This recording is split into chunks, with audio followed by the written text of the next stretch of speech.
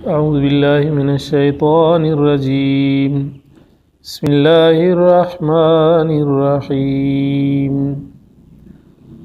अलिफ लाम मीम तिल्का आयातुल किताबिल हकीम हुदं व रहमतल लिल मुहसिनीन अल्लज़ीना युक़ीमूनस्सलाता व यु'तूनज़्ज़काता व हुम बिल आखिरति हुम यूक़िनून उलाइका अला हुदम मिर रब्बिहिम व उलाइका हुमुल मुफ़्लिहून व मिनन नासि मन यश्तरी लहवल हदीस लियुज़िल्ल अन सबीलिल्लाहि बिग़ैरि इल्म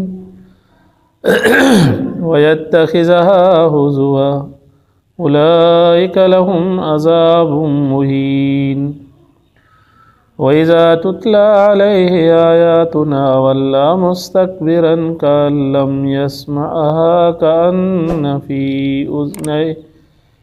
उज़ुनैहि वक़रा फ़बश्शिरहु बिअज़ाबिन अलीम इन्नल्लज़ीना आमनू व अमिलुस्सालिहाति लहुम जन्नातुन नईम खालिदीन फ़ीहा वअदल्लाहि हक़्क़न वहुवल अज़ीज़ुल हकीम खलक़स समावाति बिग़ैरि अमदिन तरौनहा व अलक़ा फ़िल अर्ज़ि रवासिय अन तमीद बिकुम व बस्स फ़ीहा मिन कुल्लि दाब्बा व अंज़लना मिनस समाइ माअन फ़अंबतना फ़ीहा मिन कुल्लि ज़ौजिन करीम हाज़ा ख़ल्क़ुल्लाहि फ़अरूनी माज़ा ख़लक़ल्लज़ीना मिन दूनिहि बलिज़्ज़ालिमूना फ़ी ज़लालिम मुबीन सदक़ल्लाहुल अज़ीम।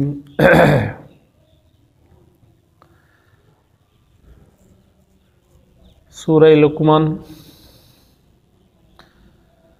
अल्लाह तबारक व तआला जल्ल जलालुहु हिन सूरत जे अंदर हज़रत लुक़मान जो वाक़ियो बयान कयो आहे।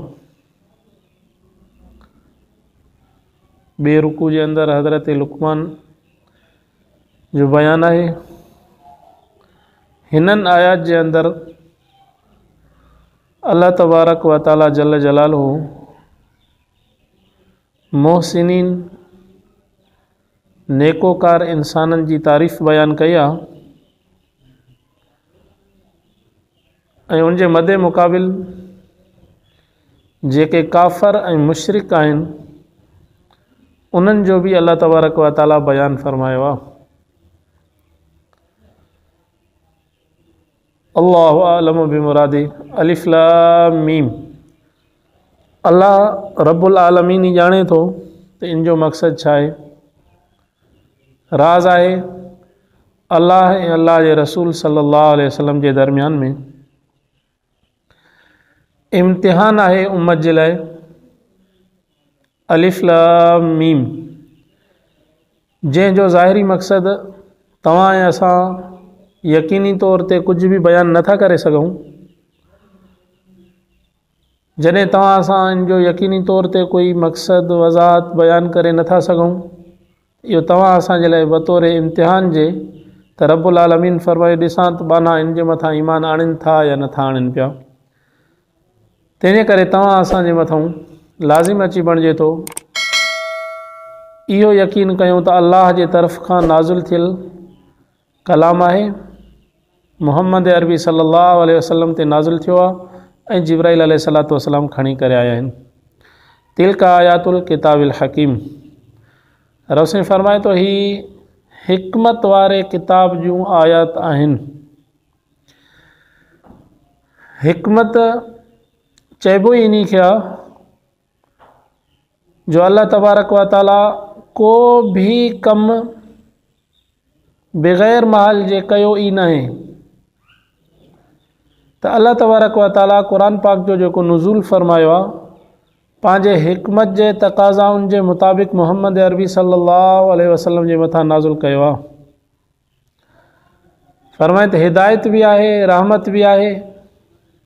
कुरान पाक जो हर लफ़्ज़ हिदायत भी आहे, रहमत भी आहे, पर रब साईं फरमाए तो मुहसिनीन लिल मुहसिनीन, नेकोकारनि जे लाइ। छो त आम इंसान जेको क़ुर पाक खे पढ़े ई नथो, क़ुर पाक जी तालीम हासिल करण लाइ तयार ई न आहे, अल्लाह ऐं अल्लाह जे रसूल जे ॾसियल रस्ते ते हलण जे लाइ तयार ई न आहे, त उहो इंसान क़ुर पाक मां हिदायत हासिल न करे सघंदो। क़ुर पाक अहिड़े इंसाननि जे लाइ रहमत नाहे, हिदायत नाहे। क़ुर पाक जेकॾहिं हिदायत आहे त लिल मुहसिनीन, नेकोकार इंसाननि जे लाइ। तंहिंजे करे तव्हां असांजे मथां लाज़िम आहे त इंसान दुनिया जे अंदरि जेका बि ज़िंदगी गुज़ारे, नेक साले थी करे ज़िंदगी गुज़ारे। नेकोकार चइबो छा कया? रब साईं फरमाए थो जेको इंसान नेकोकार आहे, मूं रब जे मथां उन ईमान आंदो आहे, मूं रब जी ज़ात खे अकेलो मञे थो पियो, ऐं रसूलुल्लाह सल्लल्लाहु अलैहि वसल्लम खे अल्लाह जो आख़िरी नबी मञे थो पियो। अल्लज़ीना युक़ीमून अस्सलात, वरी निमाज़ खे क़ाइमु करे थो, निमाज़ पढ़े थो। मोमिन मुस्लमान जो कमु इहो आहे त निमाज़ खे पढ़े, पर पंहिंजे वक़्त ते निमाज़ खे अदा करे, जमात सां निमाज़ खे अदा करे। इन्ना सलात कानत अलल मोमिनीन किताब मौक़ूता, निमाज़ तव्हां असांजे मथां फ़र्ज़ु आहे। ॾींहं ऐं राति जे अंदरि 5 वक़्त निमाज़ फ़र्ज़ु आहे। मुक़र्रर वक़्त ते इंसान जे मथां लाज़िम आहे त उहो निमाज़ पढ़े, जमात सां निमाज़ पढ़े। जेकॾहिं इंसान निमाज़ त पढ़े पर वक़्तु टारे करे पढ़े थो पियो, निमाज़ पढ़े पर जमात सां नथो पढ़े पियो, फ़र्ज़ु तुंहिंजो लही वेंदो, पर जमात सां न पढ़ण जे करे इंसान गुनाहगार ज़रूरु थींदो। तंहिंजे करे अल्लाह रब्बुल आलमीन नेकोकारनि जी जेका तारीफ़ बयानु कई आहे उहा इहा आहे, अल्लज़ीना युक़ीमून अस्सलात, फरमाए त निमाज़ खे क़ाइमु कंदा। नेकोकार बाना जेके बि आहिनि, उन्हनि जी कलमे पढ़ण खां बाद में पहिरें में पहिरीं वॾे में वॾी अलामत आहे त उहा अल्लाह जी इबादत कंदा। युक़ीमून अस्सलात, निमाज़ खे क़ाइमु कंदा। तंहिंजे करे जीअं तबलीग हज़रात चवंदा आहिनि त जंहिंजे अल्लाह तबारक व तआला 70 दफ़ा पंहिंजी रहमत जी निगाह खणी करे ॾिसंदो आहे त उनखे पंहिंजे घर में घुराईंदो आहे, यानी उनखे पोइ मस्जिद में अचण जी तौफ़ीक़ ॾींदो आहे। उहो बानो मस्जिद में ईंदो आहे, अची करे मस्जिद में अल्लाह जी इबादत कंदो आहे, वक़्त ते अची करे निमाज़ पढ़ंदो आहे। हाणे कोई इंसान जेकॾहिं चवे थो त मां निमाज़ न पढ़ंदो आहियां, जीअं तबलीग हज़रात कंहिं माण्हू खे दावत ॾियनि त भई तूं अचु निमाज़ ते, हो चवंदो आहे मां निमाज़ न पढ़ंदो आहियां। या कोई दोस्त ॿिए दोस्त खे चवे त तूं अचु यार मस्जिद में अज़ान थी आहे, निमाज़ पढ़णु हलूं, निमाज़ जो टाइम थी वियो आहे, हो चवंदो त मां निमाज़ न पढ़ंदो आहियां। हाणे इन बाने खे कहिड़ी ताक़त आहे जंहिंजो जिस्म ई 5 फुट आहे, कद काठ हुनजो 5 फुट आहे, उहो घुमण में अलाह जो मोहताज आहे, ॾिसण में अलाह जो मोहताज आहे, खाइण पीअण में अलाह जो मोहताज आहे, ॿुधण में अलाह जो मोहताज आहे, उथण ऐं वेहण में अलाह जो मोहताज आहे। हाणे उहो बानो चवे त मां निमाज़ न पढ़ंदो आहियां, त इहो बानो ग़लति ॻाल्हाए थो।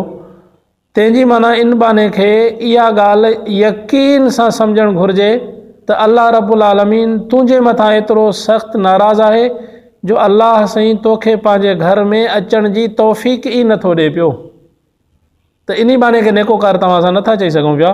तंहिंजे करे अल्लाह तबारक व तआला फरमाए अल्लज़ीना युक़ीमून अस्सलात, नेकोकार जी अलामत इहा आहे त उहो अची करे अल्लाह जी इबादत करे, अल्लाह जी पूॼा करे, वक़्त ते अची करे निमाज़ पढ़े। तंहिंजे करे जेको माण्हू निमाज़ नथो पढ़े पियो, मर्द हुजे या औरत हुजे, उनजे मथां लाज़िम आहे त उहो तौबा इस्तिग़फ़ार करे ऐं अल्लाह रब्बुल आलमीन जे दरवाज़े ते अची करे पंहिंजी इज़त वारी पेशानी खे झुकाए अल्लाह जे साम्हूं तौबा इस्तिग़फ़ार करे, त यकीनन अल्लाह ताला पंहिंजे बाने जा गुनाह माफ़ करणु फरमाईंदो। ॿी अलामत फरमाए त वयो तू न ज़कात, ज़कात अदा कंदा। त नेकोकार बाने जी अलामत आहे त उहो अल्लाह रब्बुल आलमीन जे ॾिनल माल मां अल्लाह जी राह में ख़र्च कंदो। अल्लाह साईं तव्हां असांखे जेको माल ऐं मिल्कियत अता कयो आहे, उहो माल ऐं मिल्कियत एतिरो आहे जेको निसाब खे पहुची थो वञे पियो। भई रिढा आहिनि त 40, बकरियूं 40, मेहा त 30, गऊं आहिनि त 30, सोना आहे त 7.5 तोला जो जेको आहे सोना, चांदी आहे त 52 तोला आहे। त अल्लाह रब्बुल आलमीन साल जे अंदरि 40 हिसो मुक़ररु कयो आहे ज़कात। नेकोकार बाने जी इहा ॿी अलामत आहे त उहो अल्लाह जे ॾिनल माल मां अल्लाह जी राह में ख़र्च कंदो आहे, अल्लाह जा फ़राइज़ पूरा कंदो आहे, ज़कात अदा कंदो आहे। वहुम बिल आख़िरति हुम यूक़िनून, रब साईं फरमाए थो त उहो बानो आख़िरत जे ॾींहं ते बि यकीन कंदो। ज़ाहिर आहे जॾहिं इंसान अल्लाह जी पूॼा कंदो, अल्लाह जी इबादत कंदो, इंसान नेकियूं कंदो, 5 वक़्त निमाज़ पढ़ंदो, ज़कात अदा कंदो, आख़िरत जे ॾींहं ते यकीन रखंदो, उन बाने जी दिलि जे अंदरि इहो ख़ौफ़ ज़रूरु हूंदो त मरण खां बाद में जेका मुंहिंजा मिट ऐं माइट मूंखे क़बर में रखी था अचनि पिया, जॾहिं त उते केर बि साथ नथो वञे पियो, मण मिटीअ जा मथूं विझी करे पंहिंजे पेरनि सां लताड़े करे घर मोटी था अचनि पिया, इंसान खे जेकॾहिं इन क़बर में कमु अचण वारी शइ आहे त उहा इंसान खे नेक साले अमवाल आहिनि। तंहिंजे करे निमाज़ कमु ईंदी, रोज़ो कमु ईंदो, ज़कात कमु ईंदी, अल्लाह खे वहदहू ला शरीक मञणु इंसान खे कमु ईंदो क़बर जे अंदरि, रसूलुल्लाह सल्लल्लाहु अलैहि वसल्लम जे मथां ईमान आणणु इंसान खे कमु ईंदो क़बर में।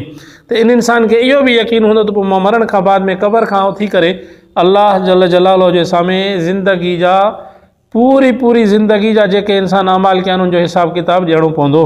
तंहिंजे करे दुआ कयो त अल्लाह तबारक व तआला तव्हां असांखे बि दुनिया जे अंदरि ईमान सां रहाए, दुनिया जे खां जॾहिं तव्हां असांजे मथां मौत अचे त उहा बि ईमान सां अचे। रब साईं फरमाए थो उलाइका अला हुदम मिर रब्बिहिम, पोइ इहे इंसान जेके नेकोकार इंसान आहिनि, जेके निमाज़ खे अदा करनि था, ज़कात खे अदा करनि था, आख़िरत जे ॾींहं ते यकीन रखनि था पिया, रब साईं फरमाए थो उलाइका अला हुदम मिर रब्बिहिम, इहे अल्लाह जे तरफ़ खां हिदायत वारे रस्ते ते हलनि था पिया, उलाइका हुमुल मुफ़्लिहून, कामयाब इंसान बि इहो ई आहे। हिकिड़ो इंसान निमाज़ बि न पढ़े, न रोज़ा रखे, न ज़कात अदा कयईं, अल्लाह जे साम्हूं कॾहिं पंहिंजी इज़त वारी पेशानी झुकाइण जे लाइ तयार ई न आहे, उन इंसान खे चइजे त अदा तोखे मरणो बि आहे, चए अल्लाह भली कंदो, अल्लाह जा फ़राइज़ पूरा न कबा पर अल्लाह भली कंदो। निमाज़ नथो पढ़े, रोज़ा नथो रखे पियो, ज़ुल्म कंदो थो वते पियो, कॾहिं कंहिंसां चोरी, कॾहिं कंहिंसां धाड़ो, कॾहिं कंहिंजी जेका तो ग़ीबत गिला कंदो थो वते पियो। बसि अल्लाह तबारक व तआला मग़फ़िरत फरमाईंदो, पर उन बाने जी जेको तौबा इस्तिग़फ़ार करे। तंहिंजे करे तव्हां असांजे मथां लाज़िम आहे त तव्हां असां ॿियो कुझु ई नथा करे सघूं, कम अज़ कम 5 वक़्त निमाज़ त पढ़ूं। निमाज़ हिकिड़ो अहिड़ो फ़रीज़ो आहे जॾहिं इंसान निमाज़ थो पढ़े, ॼण त पंहिंजे सभिनि गुनाहनि जी अची करे अल्लाह जे साम्हूं तौबा इस्तिग़फ़ार थो करे पियो। रब साईं फरमाए थो वमिन अन्नास मन यश्तरी लहवल हदीस, कुझु माण्हू त अहिड़ा आहिनि अजायूं ॻाल्हियूं दुनिया जे अंदरि वेही करे ईमान खां माण्हुनि खे मोड़ण जे करे, गुमराह करण जे करे, सिधे रस्ते खां भुलाइण जे करे अहिड़ियूं ॻाल्हियूं कंदा जो इंसान ईमान छॾे करे उन बेईमान इंसान खे चवंदो त हीउ जेको चवे थो इहो भलो थो करे पियो। ईअं ई हिकिड़ो रसूलुल्लाह सल्लल्लाहु अलैहि वसल्लम जे दौर जे अंदरि नज़र बिन हारिस वापारी हो, जॾहिं बि वापार ते वञे काने ॿाहिरि मुल्क, पोइ उतां वञी करे किताब ख़रीद करे ईंदो, किताब किसनि ऐं कहाणियुनि जा ख़रीद करे अची करे मके पाक जे अंदरि पोइ माण्हुनि खे ॿुधाए गॾु करे, चवे त ॾिसो मुहम्मद सल्लल्लाहु अलैहि वसल्लम तव्हांखे ॻाल्हियूं ॿुधाए थो पियो, आद जूं समूद वारनि जूं, मां तव्हांखे ॻाल्हियूं ॿुधायां थो रूम ऐं फारिस वारनि जूं, अजीब ॻाल्हियूं मां तव्हांखे ॿुधायां थो पियो त माण्हुनि खे ईअं इहो गुमराह कंदो हो। रब साईं फरमाए थो लियुज़िल्ल अन सबीलिल्लाहि बिग़ैर इल्म, हिकु त उन्हनि वटि इल्मु कोन, ॿिए नंबर ते इन्हनि जे मथां गुमराह करण जे लाइ अहिड़ा अजमी किताब ख़रीद करे उन्हनि जे साम्हूं ॻाल्हियूं रखे, वयत्तख़िज़हा हुज़वा, उनखे अजाइनि ॻाल्हियुनि खे माण्हू पकड़णु शुरू थी विया। अॼु बि तव्हां ॾिसो, तव्हां वञो त शहरनि जे अंदरि अजाई कम जे कढ, लहवियात ऐं लग़वियात जे कढ, होटलनि ते माण्हू जाम हूंदा, होटल भरिया पिया हूंदा, होटल आबाद, बाज़ारूं आबाद, अल्लाह जा घर मस्जिदूं जेको आहे सो वैरान लॻी पियूं, कोई माण्हू निमाज़ पढ़ण जे लाइ तयार ई न आहे। त उलाइक लहुम अज़ाबु मुहीन, अहिड़ो इंसान जेको दीन जे मथां अमल नथो करे पियो, अल्लाह ऐं अल्लाह जे रसूल जे ॾसियल हुकमनि ते नथो हले पियो, शरीयत जी ताबेदारी नथो करे पियो, ईअं ई अजायो वक़्तु गुज़ारे थो पियो। रब साईं फरमाए थो उलाइक लहुम अज़ाबु मुहीन, मां रब अहिड़नि इंसाननि जे लाइ दर्दनाक अज़ाब तयारु करे छॾियो आहे। मुहीन रुसवाई वारो अज़ाब त उहो ई रुसवा हूंदो आहे त भई कंहिं माण्हू खे अल्लाह तबारक व तआला बदअमाली जे करे जहन्नम में फिटो करे त उहो बि अज़ाब आहे, उहो बि रुसवाई वारो अज़ाब आहे।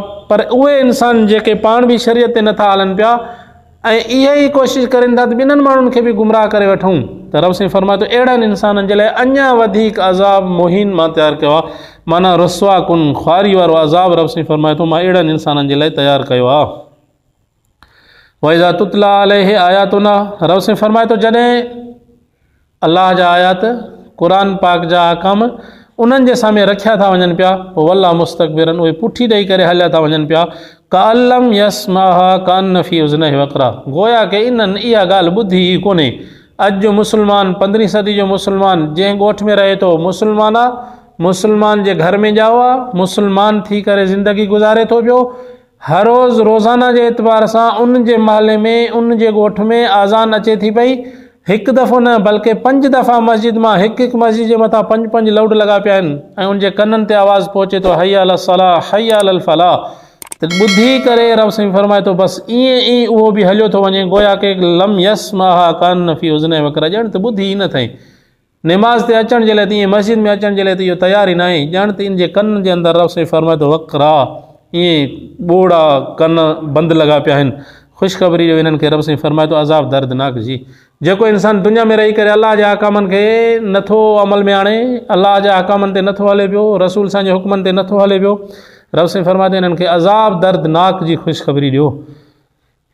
इन जे मदे मुक़ाबिल रब साईं फरमाए थो उहे इंसान जिन ईमान आंदो वामिलु सालिहात, आमाल साले कयईं, लहुम जन्नात नईम, जन्नात बाग़ात नेमतुनि वारा घर, रब साईं फरमाए थो मां अहिड़े इंसान जे लाइ तयारु करे छॾिया आहिनि। तंहिंजे करे तव्हां असां जेको दुनिया जे अंदरि आया हूं, इहो ईअं न आया हूं त बसि खाई पी करे बसि मरी वञिणो आहे। त रसूलुल्लाह सल्लल्लाहु अलैहि वसल्लम फरमाया दुनिया मज़राअतुल आख़िरा, दुनिया जेका आहे उहा आख़िरत जी पोख आहे। जहिड़ा अमाल तव्हां असां हिन जॻह ते वेही करे दुनिया जे अंदरि कंदासीं, इहे अहिड़ो ई तव्हां असांखे वरी मरण खां बाद में बदिलो मिलंदो। तंहिंजे करे इंसान ज़ात जे मथां लाज़िम आहे त वामिलु सालिहात लहुम जन्नात नईम। इंसान ईमान आणे, ईमान आणण खां बाद में आमाल साले करे, आमाल साले करण खां बाद में रब साईं फरमाए थो जन्नात नईम, नेमतुनि वारा घर, यानी जन्नत मां रब उन जे लाइ तयारु करे छॾी आहे। ख़ालिदीन फ़ीहा, हमेशह रहंदो। मां रब जो, रब साईं फरमाए थो वाइदो आयो त तव्हां ईमान आणियो, तव्हां अमाल साले कयो, मूं रब खां पंहिंजे गुनाहनि जी तौबा इस्तिग़फ़ार कयो, वाद अल्लाह हक़ आहे। मां रब जेको वाइदो कंदो वाइदा पका ऐं ठका हूंदा आहिनि, सचा हूंदा आहिनि। तंहिं करे वाह अज़ीज़ुल हकीम, अल्लाह तबारक व तआला जी ज़ात जेका आहे उहा हिकमत वारी आहे, अज़ीज़ आहे। माना कंहिं बि कम ते करण जे लाइ अल्लाह तबारक व तआला खे का वॾी महिनत जी ज़रूरत न आहे, बसि कुन फयकून जो मालिक आहे। जेकॾहिं पूरी काइनात जे इंसान गॾिजी करे अमल करिन, ईमान आणिन, अमाल साले करिन, तौबा इस्तिग़फ़ार करिन, अल्लाह ताला इन्हनि सभिनि खे हिकिड़े ई लफ़्ज़ जन्नत में दाख़िल करे जन्नत जेको आहे सो अता करे छॾींदो। त अल्लाह तबारक व तआला जे समय का बि देरि कान्हे का। अल्लाह जी कुदरत, रब साईं फरमाए थो ख़लक़ समावात बग़ैर तरौना, मूं रब जी एॾी वॾी कुदरत कारीगिरी आहे जो अल्लाह साईं फरमाए थो ॾिसो मां आसमान खे तयारु कयो आहे, आसमान बीठो आहे पर बग़ैर थंभे जे। केतिरा हज़ार साल गुज़री चुका आहिनि जो आसमान जीअं अल्लाह ताला पैदा कयो आहे उहो उअं ई बीठो आहे, बग़ैर अमदिन तरौना, कंहिं क़िस्म जो कोई बि थंभो कोन्हे को।